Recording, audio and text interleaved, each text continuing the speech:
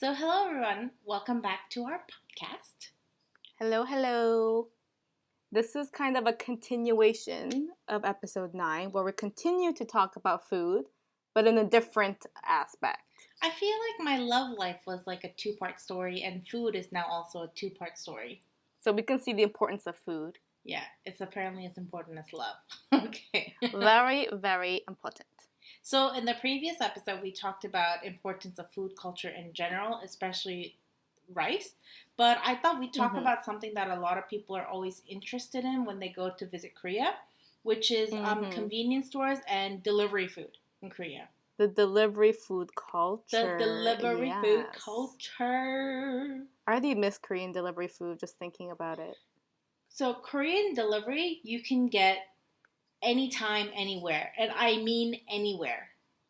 So the thing is, for Western cultures, we have those apps like, Uber Eats, Skip the Dishes, and DoorDash, where you can like kind of order food and they'll deliver it, to an apartment or an office or like on campus to a building. But the crazy thing is you can get like anything that you would get delivered to your house to like in the middle of a park.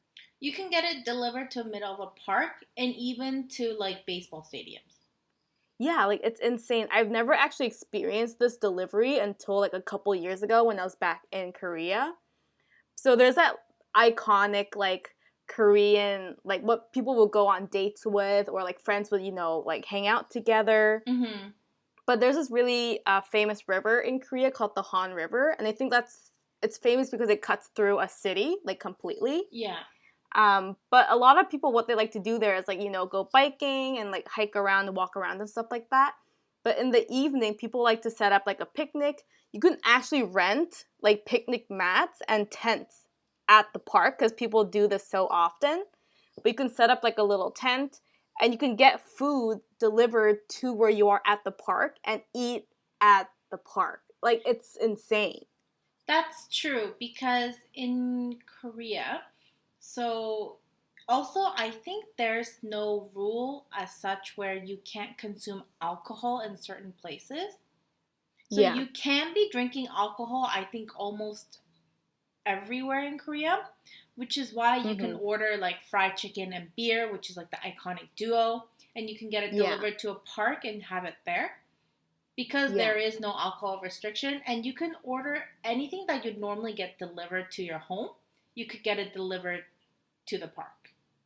Yeah, so when I first got delivery food like to the park, I think we got the generic chicken, fried chicken, Yeah. and usually the fried chicken that you can get delivered in Korea comes like kind of as a combo. So we Yeah. got like half one flavor, half another flavor, and then the set also includes like pickled radish and a 500 milliliter bottle of Coke. Leader, oh my gosh, Sally, where are you Five, planning to go with that Coke? I'm gonna make a Coke factory. But yeah, you can get like a bottle of Coca-Cola like included in the set, and it's relatively very affordable. It is. I feel like it is. It may be affordable to us because we're not getting paid the wage that we do get in Korea. Yeah. But it is considered to be a bit on the expensive side. But I think people fried still chicken, do yeah, it. it is. Yeah. Yeah. And then Um, in Han River, there's a lot of convenience stores throughout the river. there is, yeah. And there's convenience stores that you're able to buy not the cup noodle, but actual just the square ramen package.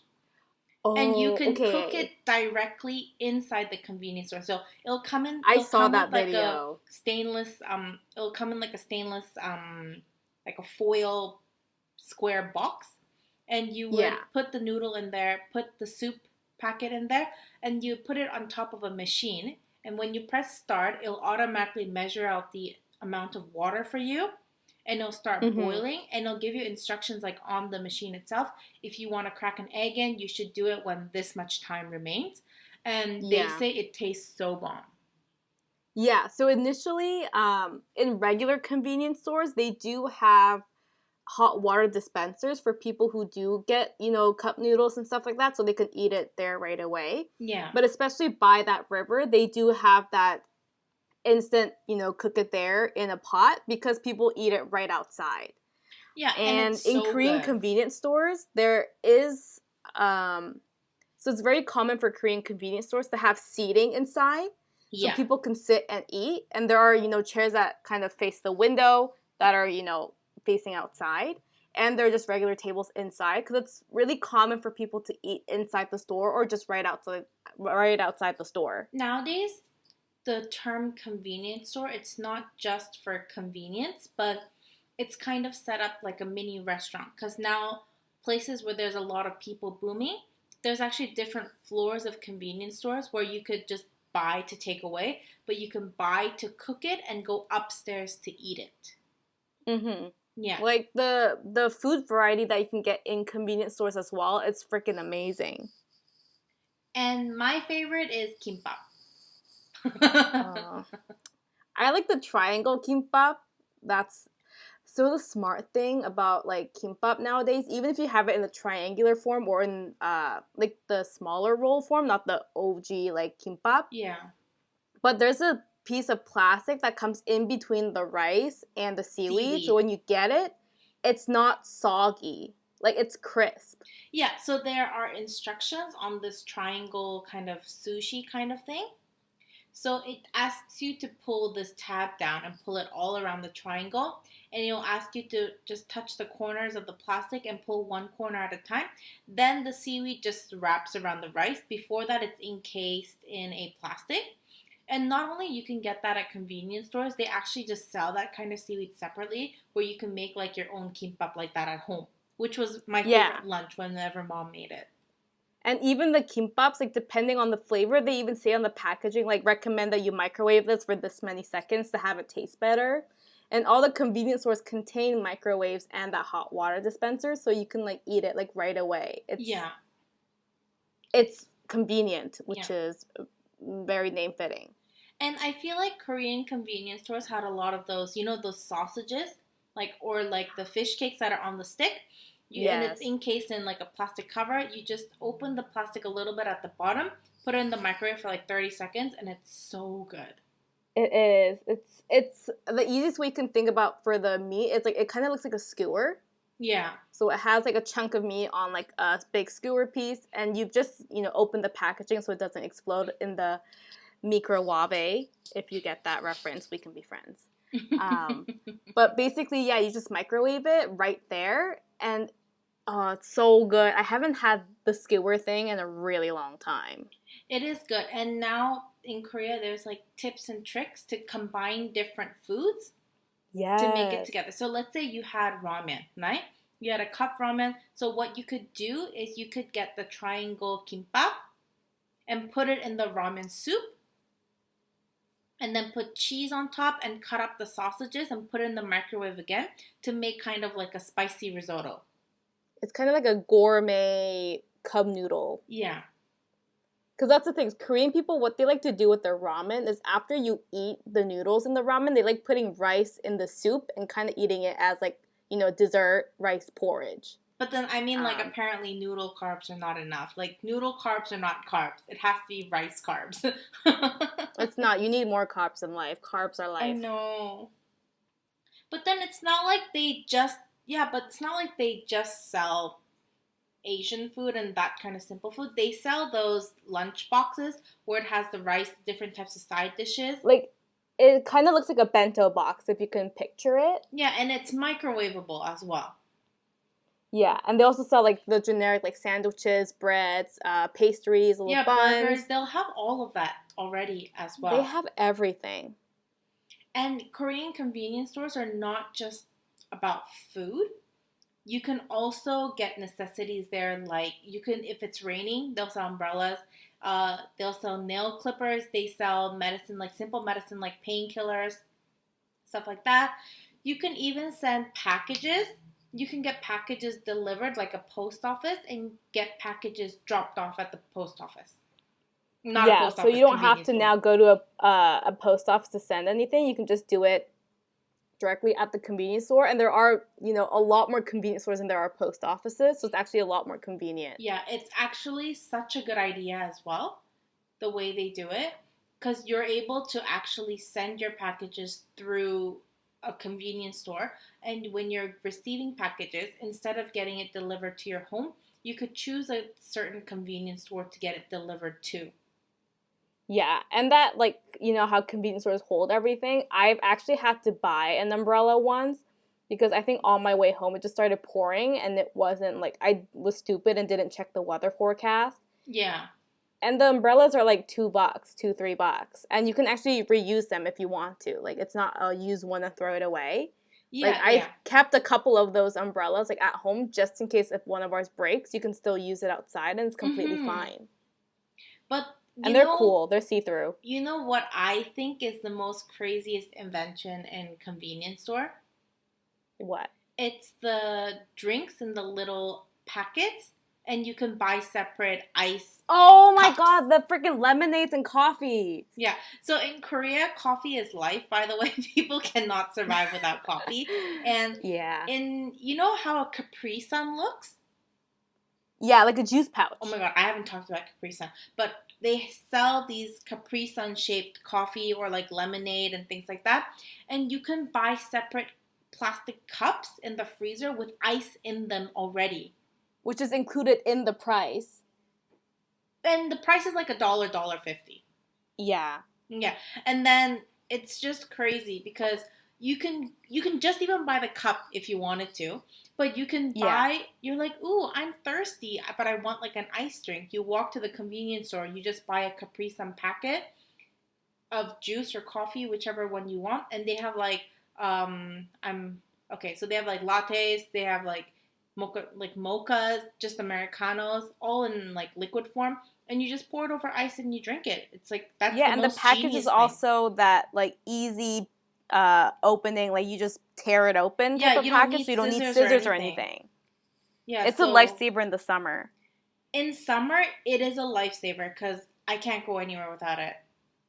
And the thing that also impresses me is how there's so many different ways you can use to pay for stuff at the convenience store. That's true. Korea has a really cashless system that's going on there right now. So the thing is, I remember when I was younger and would go to Korea. So my cousins, they would take like the bus to school, right? So they have like these little, you would say like transit cards that are like rechargeable. But to entice children, like to for kids to use them, they actually made them look like keychains. Oh, And if you I tap the remember. keychains, yeah, if you tap the keychain thing onto the bus pass tappy thing, like it would take the payment. It's literally the coolest thing I've ever seen.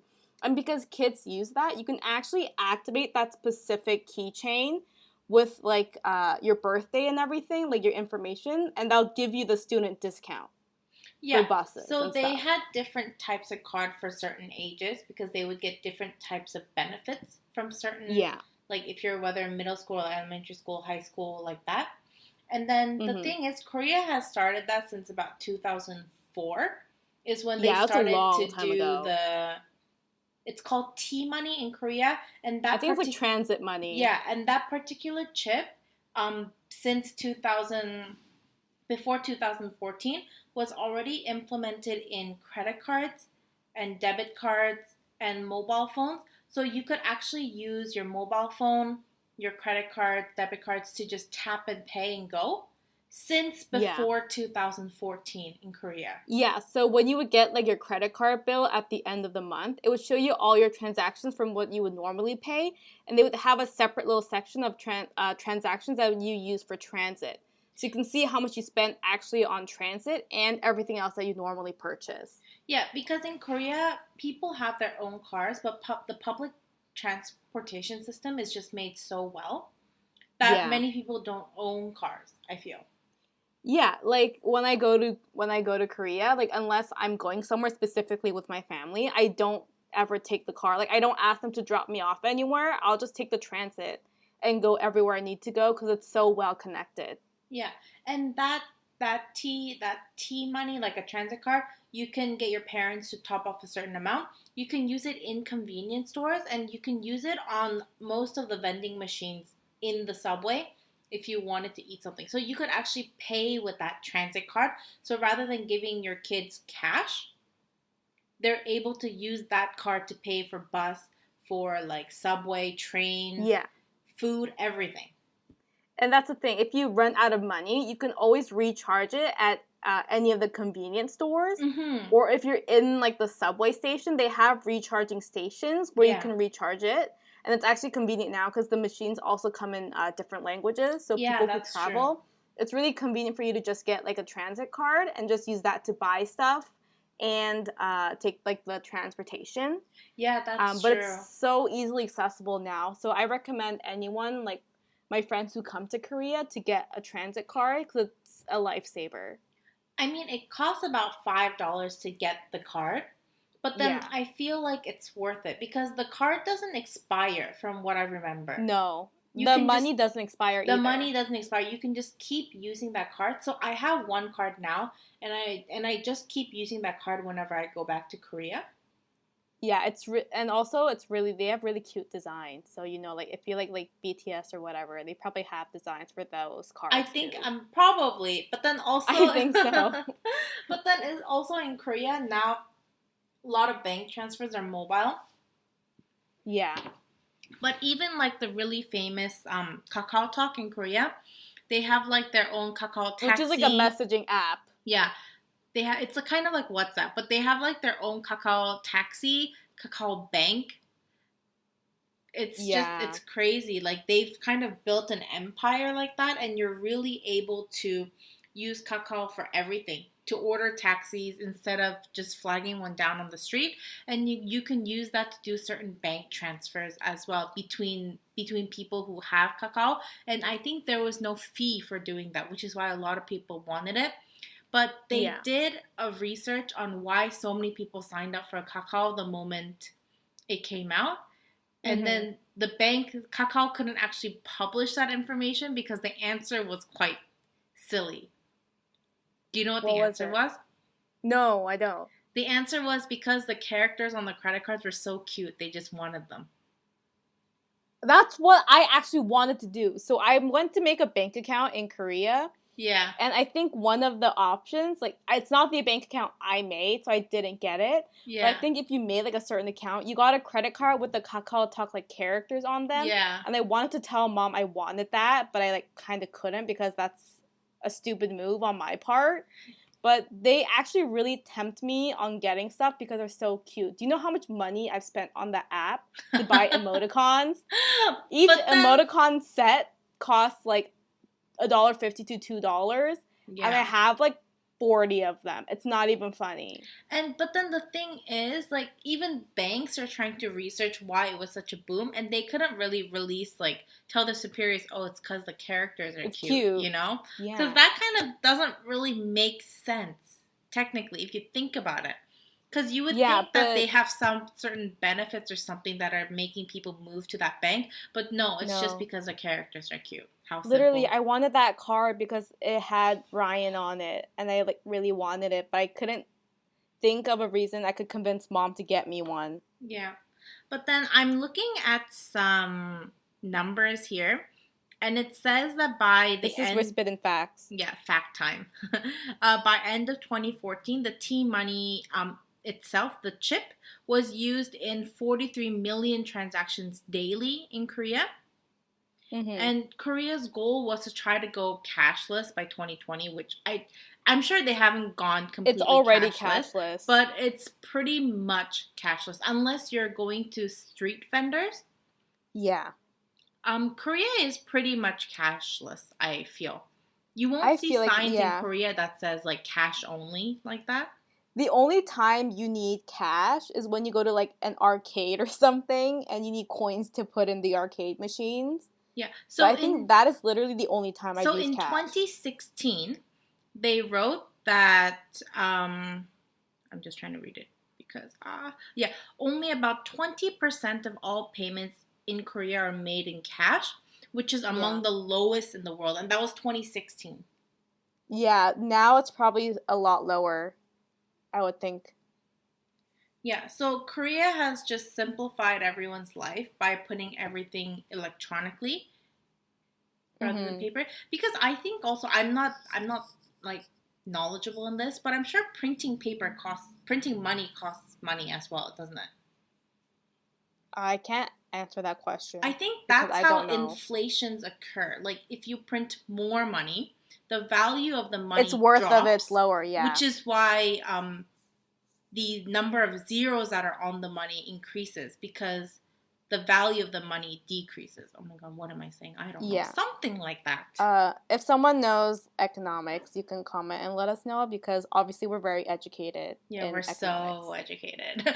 we know. But yeah, Apparently. I think if you go to Korea now, you'll barely see anyone using cash. Which is convenient, I would say, for foreigners as well, because you don't necessarily have to convert your money. But I would also say convert a little, because a lot of in Korea the joy is to eat from little vending, like from little stalls that are on the street, and a lot of them just take cash because they're just like old ladies that are trying to make a living. Those corn dogs though, life. Yeah, so I feel like it's good to carry some cash, but necessarily you won't need to be carrying so much cash. Because Sally, if you remember, even in the water park, they have those bracelets. They give you bracelets, and you just charge the bracelets with money, and you tap when you buy stuff. I wanted those like pizza dogs or whatever they were called. Like there were sticks of like a pizza or like a pepperoni stick or something. But like we would all have little wristwatches or wristbands that had like a chip, that you would charge. And we can go ourselves and buy it because we just tap it and then we get the food. Like it's amazing. I think yeah, Korea's convenience is pretty much number one. The way it's very convenient. But then they're also making things way too accessible as well, I feel. And I think it's very complicated for the elderly population. Yeah, to get they're not used to technology. Mm-hmm. Yeah. Like grandma still has a tough time with that. I think from our family, grandma's the one person I know who goes grocery shopping and like sometimes pay cash. Yeah. But I feel like our grandma is also very modern, to be fair. Well, she did lock all her apps on her phone once. And I never realized that was possible. Me too. Like, it only blocks the apps that you downloaded from the app store. See, she's so smart. Look at that. She does things. So you can like call people, but you couldn't open like Pinterest or something. Yeah. And grandma has Pinterest, if you wanted to know. Oh. But she like couldn't open it, and she was like, "Why?" I'm like, "I don't know. I didn't even know this thing was possible." And then what I realized was when it went through her settings, she didn't allow data to be used.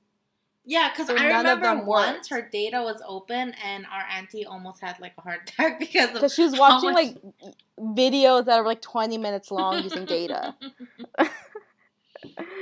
But yeah, I just feel like it's really convenient, the technology for the younger generation. Yeah. But the older ones are having a lot harder of a time kind of transitioning because that transition's fast. It is, and it's so quick. And even our mom, sometimes she isn't able to keep up completely at a time. It'll take her time to get used to everything. Mom gets the most frustrated when she tries to order stuff on the home shopping on the TV and her payment doesn't go through. Yeah, but then after she tells me that she wants an iPhone, and I said, I'm sorry, no.